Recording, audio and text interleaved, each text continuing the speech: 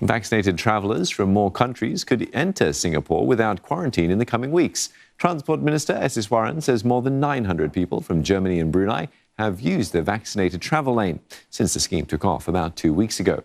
The remarks have come on the sidelines of an event to mark his ministry's 20th year. Gwyneth with more. Among passengers entering Singapore through the Vaccinated Travel Lane, only one tested positive for COVID-19 on arrival. The traveller has since been quarantined. Transport Minister S Iswaran says this shows the scheme is working. More than 900 have already travelled to Singapore, and they have all complied with the protocols. We are gaining confidence with it, and I think that's an important prerequisite before we think about scaling it to other countries and so on. While Mr. Iswaran didn't reveal which territories Singapore is in talks with, he says considerations include infection and vaccination rates and their testing regime. Singapore classifies VTL pilot countries Germany and Brunei in Category 2 of its risk assessment system.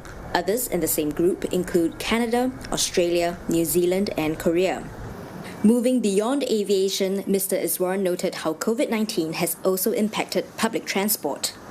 Slightly less than 10% of some 9,500 bus captains are currently affected, either having the infection or being quarantined due to close contact.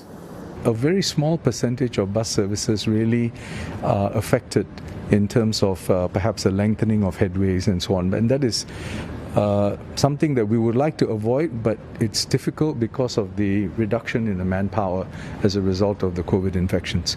So I think on the whole, the system is still holding up well. Mr. Iswaran says the emphasis is to keep Singapore's transport systems reliable, so services from buses to cargo and flights continue to operate during the pandemic and beyond. Apart from COVID-19, the Transport Minister said the other significant challenge facing his ministry is climate change. To that end, the government and industry have recently concluded a study on sustainable aviation fuels, and he says more announcements will be made in due course.